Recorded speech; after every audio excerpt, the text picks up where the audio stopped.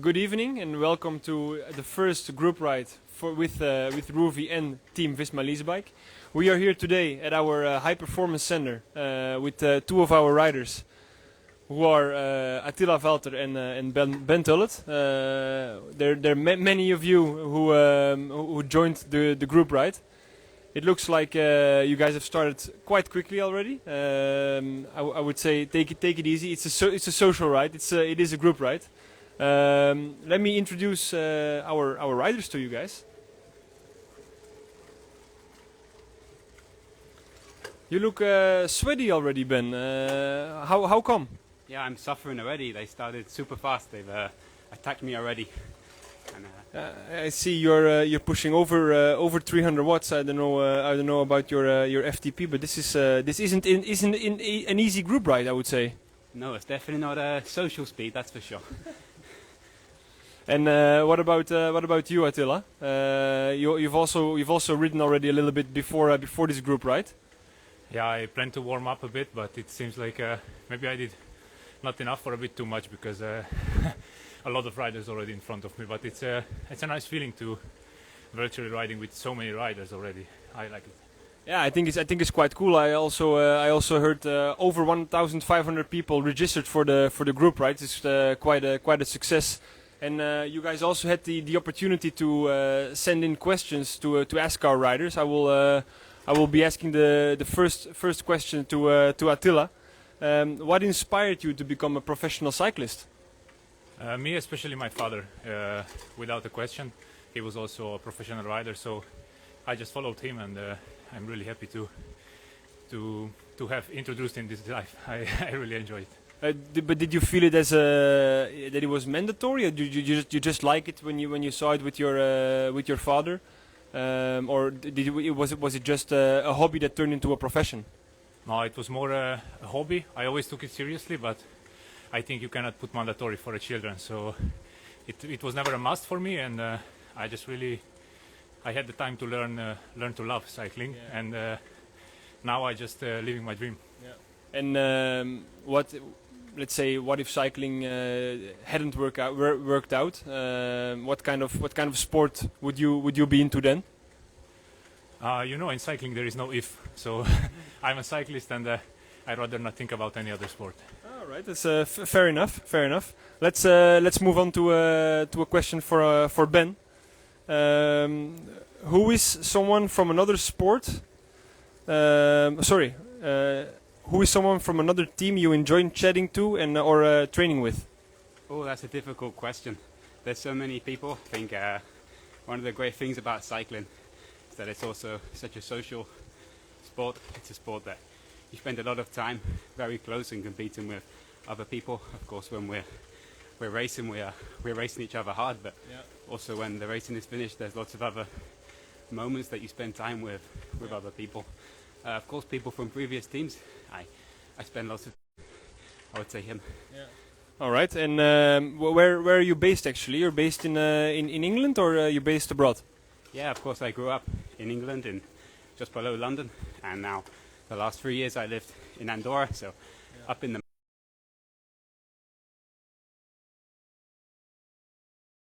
Live over there, so probably you would never have to train alone. I would say. No. For example, Attila, he lives just 2 kilometers away from me, and it's the same for many other riders in our team. So you're not short of training companions. And because it's such a popular spot to live, you also mentioned Attila lives there. Do fans sometimes try to ride along with you guys? In the summertime, yes. Obviously now it starts to get a little bit colder, so you don't see so many keen amateurs out. But of course, yeah, especially in the summer, you see lots of people out riding. What's fantastic to see that I think cycling is such an open sport that you can go on the roads where the biggest races in the world are. And yeah. For me, that's super cool. We share the same place as professionals and also amateurs. Yeah. Cycling is a sport where you can get really close to your idols, I would say. Yeah, I would agree for sure. And whenever you finish a ride in Andorra, do you have a favorite recovery meal or a recovery snack? What is your go-to after a training ride? Oh, that's also a difficult one. That the food coaches in our team, they make super good pizza, so that's probably my favorite. Yeah, that was also my favorite. I would say. But going back to Attila. Do you? I'm not going to ask you for your favorite snack or your favorite recovery meal, but what is your favorite guilty pleasure? Oh, I thought I'm lucky that you don't ask the first one, but the second one is even worse. Like too many things on a training. Probably banana bread, but what's even more is just way too much coffee. Yeah. But you don't have it like you. I always like to have French fries, for example, after a classic or something. Do you have it with a cheeseburger, for example, or you're not into that kind of food? No, definitely I'm into that. Not to French fries because I'm not Belgian, but rather a good pizza. I could always eat. Yeah, but you're also not Italian. I'm half Italian. That's what it looks like on the jersey. That's true. That's true. How often do you train indoors? Depends the weather. As professionals, we try to go outside, but whenever the weather is just not worth it, then we hop on the rollers. So also last week I did a session already. It's getting dark really early. It was raining, so I went on the rollers last. So yeah, you're not doing too bad. For you guys at home watching our live stream, you might wonder where we are actually. We are at our high performance center, also known as a service course by different teams. We decided to call it differently. As you see on the wall over here, we have a lot of different jerseys. For example, this is a jersey, Fem van Empel, world champion. You would think this is a jersey from Jonas Vingegaard, but it's actually a jersey of Marianne Vos from the Tour de France 2002. Sorry, 2022. This suit is a suit worn by Mike Teunissen in the Paris-Roubaix of 2021, if I'm not mistaken. It was a wet edition, so yeah, hectic, epic edition. I also had the chance to participate. This is an old jersey from way back when in 2015 we were team Lotto Jumbo. For you guys that don't know it, the team started with Rabobank. When Rabobank stopped the sponsorship, we became Blanco Pro Cycling, that went into Belkin, Lotto Jumbo, Jumbo Visma, and now we're team Visma Lease Bike. Yeah, many beautiful jerseys. Champion jersey from Timo Roze and Wout van Aert. The All Blacks jersey, I call it, from George Bennett. A yellow jersey from Jonas Vingegaard, obviously from the Tour de France. This is the German jersey. Maybe you guys can guess in the comments who owns this. Who wore this German jersey? I will give you a few minutes to react in the comments. But the Norwegian jersey is from Tobias Vos, actually. And here you can actually see it. We were Rabobank, then we became Blanco Pro Cycling. We didn't have any sponsor. We did it off of the money Rabobank left us. Then that turned into Belkin. We found a partner. After Belkin, we became team Lotto Jumbo. After Lotto Jumbo, we became team Jumbo Visma. We stayed Jumbo Visma for a few years, and now we are team Visma Lease Bike. So I will take you around the riders, because there we have three special bikes.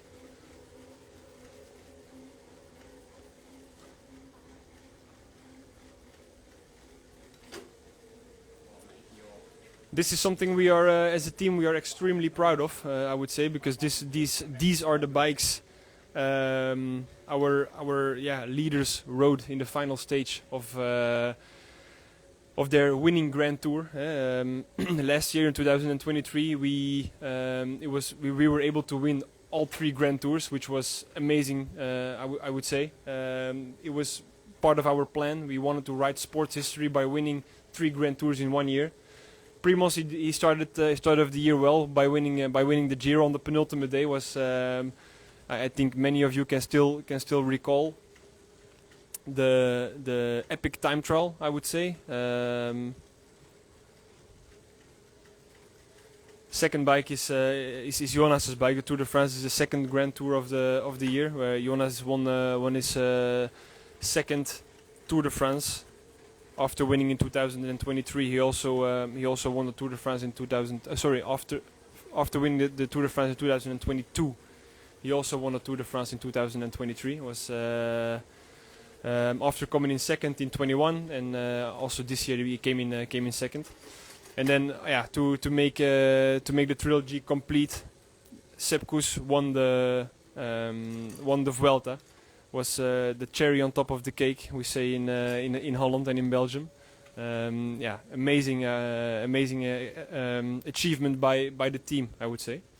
Let's go to the riders and ask them a few more questions.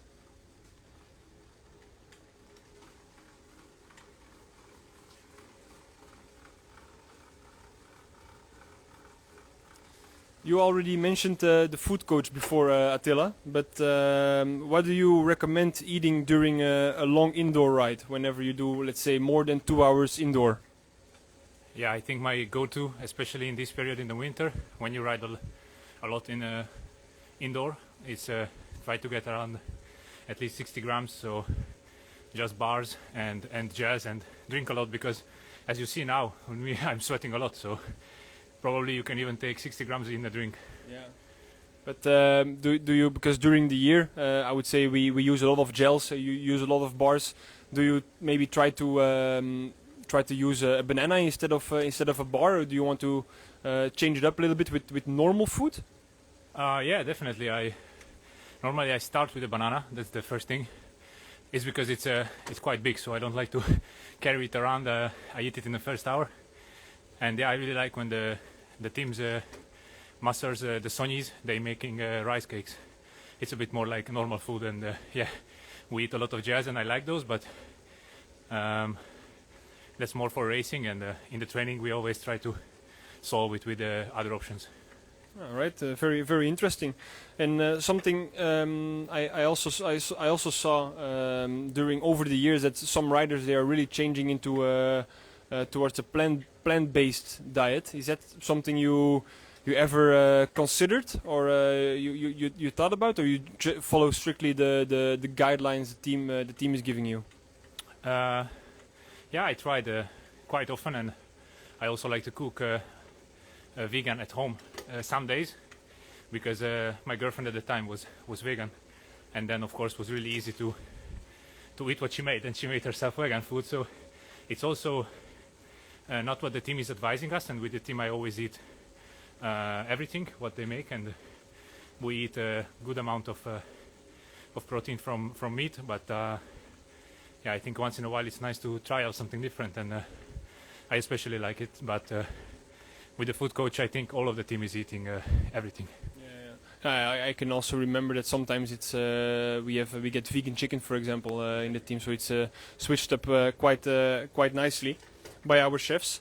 Ben, what's your longest ride indoors? Your longest virtual ride? Oh, I remember during the COVID times, I used to jump almost with my friends, and I think a couple of times we did +6 hours, I think. We just made a live stream and just socialized, and yeah, just set ourselves some stupid challenges, and but no, looking back, it was fun and good times, and yeah, so I think probably would be around 6 hours. Would you do it again? 6 hours on the trainer? With the right circumstances, yes. You have to be ready for it, but at the time, yeah, it's super hard. But you look back and look back on those days and smile. So probably yes. And how indoor training is important sometimes, because whenever the weather is bad or you don't feel like going outside, you can ride indoors. But how do you think this sets you up for the summer? How does it fit into your training schedule? Yeah, now we are so lucky with modern technology that we have platforms like ROUVY, for example, where we can even simulate racing environments that we are going to be racing on in the coming months. And with that, it's super cool that we can even ride the exact same tarmac, gradient, elevation, even inside on the turbo trainer. So with that, if it's ever bad weather, or we even just want to memorize where we're going to race, we have a lot of technology now that allows us to simulate that super good. So for me, I actually really like it, and whenever it's bad weather or it's a recovery ride, I like to jump on the turbo trainer and do this. All right. Yeah, what Ben is saying here, that is, for example, if our head of performance, Mathieu Heijboer and Grisha Nierman, they're gonna do a recon of, let's say, stage 10 of the Tour de France 2025. They can record it. You can upload it to ROUVY, and our riders can ride the stage already, and mountains will feel as mountains are in real life. So this really sets us up as a team to not only use ROUVY as an online training tool for whenever it's better weather, but also to do a specific recon for one of the stages ahead.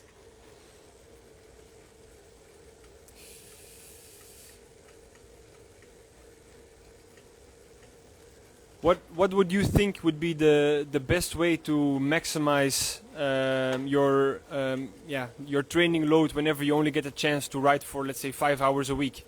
What kind of tips and tricks you would give to your colleagues on the group ride right now? Yeah, definitely jumping on the home trainer. It's definitely maybe even the place I would start, because you can do really high quality sessions now indoors where you can really do just 1 hour even, for example, but it's a really high quality hour with sprints or intervals, and just in 1 hour you can actually do really high quality sessions, and that's probably the first place I would start. And if you enjoy riding indoors, then that would definitely be the first place I would start. Yeah. And ROUVY is also providing workouts made together with our performance team. So whenever you feel like you don't have any inspiration, or you don't want to just do a boring hour on ROUVY, let's say. However, an hour on ROUVY can never be boring. But you really want to do a workout. This is a perfect way to give your workout a little bit more quality. If we already mentioned a few times, if we work with the athlete's food coach, of course. But if you had a go-to breakfast, you could choose any breakfast for race day, made by the athlete's food coach, for example. What kind of breakfast would you choose? Oh, that's super easy. I would go straight to the pancakes. I really like those. Yeah? Yeah. Why? For me, it's super tasty. That's always important. Gives good morale before the race. It's also, super easy on the stomach, especially on those hard mountain stages, for example. And for me, I always feel good when I have the pancakes. So actually, I must admit those were also one of my favorites. So those pancakes. And what about you, Attila? You share the same you share the same favorite breakfast? Yeah, I definitely like pancakes. It reminds, of course, everyone to the childhood, I think. But in a race, I'd rather go with the baked oats, and our team has a really good recipe for that. And not because it's tastier than pancakes, but you can also make really tasty oats. I just like to feel full, before a long and hard race. For example, before Liège, it's a really long race, and it's important to feel fueled the whole day. And for me, oats is the best option for that. All right, very interesting. You already mentioned Liège-Bastogne-Liège, but how would you reflect on your 2024 season? I think it was rather nice. I always want to do more. It's just my mentality, and I think no matter what I do, I will feel that. But if I think back how many good races I had, over 80 race days, the most from the team. Over 80 race days. Yes. Oh wow. And I was really lucky without any DNF, so I managed to finish them all. And I did 2 Grand Tours, and I was 4th at the Olympics, and I'm really proud of that. So it was in the end, it was a really amazing season. It's just the mentality what we want elke dag better, every day better, and I feel it's a goal really hard to achieve, probably impossible, but I think that's what pushing me to be even better next year. And where do you think this mentality comes from? Is it something that really lives within the team, or is it just the mentality of what a pro cyclist should have? I think most of the pro cyclists have this, and I have it really strong myself. And on top of that, this is the team which thrives for that the most. So I really enjoy being in an environment where everyone is thinking the same like me. Yeah, like Attila just said, we have our slogan in the team is elke dag beter. Attila pronounced it rather good, I would say, with the Hungarian accent. But elke dag beter means that we aim to get to be better every day. So that's basically how we approach every day, every week, and every month. But looking ahead, looking at trying to become better every day. How do you look ahead for 2025? What are your goals? We don't know our program yet. It will be revealed in December. I think it's just assembled now, so I look forward what races I can start, and definitely to have still a lot of race days. Maybe not 80, but a lot of good quality races, because this year I only did really the top level, which I'm really proud of, and to improve my performances in terms of result, but also in terms of helping the others. Yeah, I can remember last year you were a huge asset to a few wins from Wout in the Vuelta, for example. I saw you doing a lead out or trying to guide him towards a lead out, which you are not really built for, not your specialty. But how did you find this leading up towards a bunch sprint? It's super hectic, no? Yeah, it is super hectic, and it's something I would not be able to do like 2 years ago, before I came to that time Jumbo Visma, because this team really taught me how to do it, and now I know what I need to do, and it's still really hard. It's not that I could do at all the races, as I also like when it's more climbing than a bind sprint, but you need power, but you also need the guidelines, and the team really gave it to me, and now I have the confidence to do it. That's also important. And was it the team who gave it to you, or was it the DS's, the sportive management, or was it the riders who really helped you with developing? Yeah, I especially remember a race last year, the Tirreno Adriatico, which we won with Primoz, and Koen Boeman and Dylan van Baarle. They really taught me really fast, actually, how I should ride in the front and how you should approach a goal. And they offered me the confidence beforehand, and I think that's how I succeeded. And once you've done it, you know how you have to do it.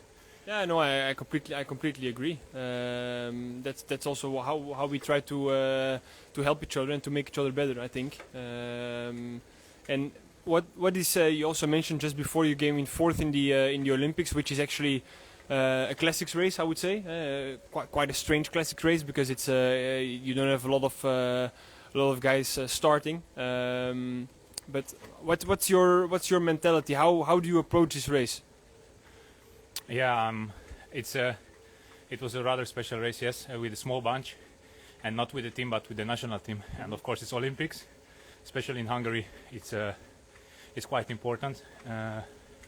So yeah, I prepared the best as I could with the help of the team, and I already did the Olympics in Tokyo 2021, let's say, and that was not going well. So the main goal was just do better than in Tokyo, and I certainly managed to do that, and I'm really happy that at such a big race I could show how what's the potential in me. And was your mentality different to a race you would start with Team Visma Lease bike, for example? Yeah, definitely. At the beginning, I didn't have the confidence. Let's say it came by the hour, and of course, when you have a national jersey, it's a different feeling when you have the jersey of the best team in the world, for example. So it's a different feeling, but all of a sudden your teammates are your enemies, I would say, eh? exactly. And I was also alone in the Olympics, but thank God the other riders were also not with 8, but just with 4. And yeah, it came by each kilometer it grew, and yeah, I think it's a good lesson for me, but also to everyone. Also, when you start a ROUVY ride, not every kilometer feels nice, but certainly it will improve very well. Yeah, yeah. How do you like the platform so far? Because it's maybe it's the first time you're riding on the ROUVY platform. Yeah, it's I certainly heard about it, but it's my first time, and now we do the time trial of the Vuelta. You see, I'm pushing, I'm sweating a lot. It's pretty warm, believe me. But let's say I'm also out of shape from the off season. But I'm watching the course, and it's exactly how it was in the Vuelta. It was not so long ago that I've done it in the Vuelta this year. I wish I've done it. I wish I could have done before the TT in the Vuelta. It would give me a nice insight. And you just mentioned your off season. What did you do during the off season? How did you spend you had what 3 or 4 weeks off the bike? Yeah, what did you do? Yeah, I spent 4 weeks off, and like most of the cyclists, we always go somewhere exotic, somewhere nice. But this year, also especially because I had so many races and I traveled a lot, I said it's time to stay home. Then I also live, as Ben mentioned, I live in Andorra. I spent 2 weeks there, and I spent 2 weeks in Budapest, where I'm from, with a lot of people I see also now in the ROUVY joined riding us. And yeah, it was super nice to get this home feeling. And yeah, but next year I'm looking forward to somewhere tropical again. Yeah, super cool. We will let you catch your breath. We will move back to our guy from London. How do you reflect on your 2024 season, Ben? You're happy with it, or some things didn't go as planned? Yeah, this was my first season in Team Visma Lease bike. What for me was really exciting and a very proud moment to join one of, or if not the best team in the world. So yeah, I've really learned a lot this year. There was a few setbacks, like unfortunately many other riders in our team with a badly broken shoulder and elbow. So there was a long rehab period, but I'm really happy, and the team supports me to get back to my place. And yeah, now we're looking forward to 2025, and yeah, really excited to get racing again already. So yeah, for me, yeah, there were some difficult moments, but I think, like what Attila mentioned, one of the strong points of our team is that we stick together and we make each other as staff and riders better. Yeah. So yeah, I think we're all looking forward to next year as well, and yeah, I think I like it here a lot, and yeah, happy. All right, yeah, we're gonna move towards 2025 in just a second, but you mentioned you had a few setbacks, a broken shoulder, broken elbow. How do you deal with these kind of setbacks? Because it's not that you that you break your elbow or your shoulder and you cannot go to work for you really literally cannot go to work for a few days, but for a few weeks. But it's different than somebody who works in an office. How do you deal with it? Yeah, I think it's a part of sport that good moments come, but also the bad moments come, and you have to know how to deal with the bad moments to have the good moments in the end. And I think these experiences also help shape you as a rider. So try to not let it get you down too much, and just accept that it's a part of the journey at the end of the day. It's hard to say it, and yeah, of course, when you live that moment, then it's always difficult, but in the end you just have to accept the process and try to make the best of it. I completely agree. And talking 2025, you have already big goals set. Because Attila just mentioned you guys don't know your racing schedule yet. I think from what I understood from your trainer, who was also my trainer, Tim, he said you guys were going to discuss it soon in December on the December training camp. But do you already have goals set for yourself? You said like this race I want to try and get a result or something like this.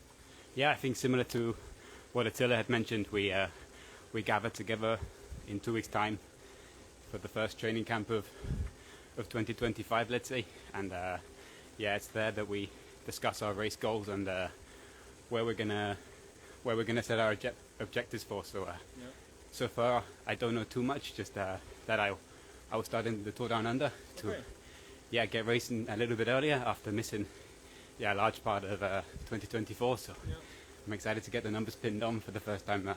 It's going to be quite soon already. It's when does it start? Is mid January somewhere? Yeah, already in mid-January. We are back racing, so it comes around quickly already. Also great news for the fans, I would say. You only need to wait until just after New Year's, which is around the corner. But what was your? I'm from Attila. It must be the Olympics in his standout moment. Must be the Olympics in Paris. What was your standout moment for 2024? Even though you had a few setbacks. Yeah, it would have to be racing Tirreno with Jonas, where he won 2 stages and also took the GC. And then on the final day, Jonas just won the overall classification, and we got back to the bus and Matteo had was just about to win Paris-Nice GC. So this was a real highlight for me and really special moment, I think, for the whole team. Yeah, I think so too. This was a little bit last year in 2023. We won all 3 Grand Tours, which had never been done before. But also winning Paris-Nice and Tirreno Adriatico also never had been done before by the same team in the same year. It looks like we have come to the end of our group, right? Ben had already finished, and Attila just came across the finish line. You were only 3 minutes down on Ben.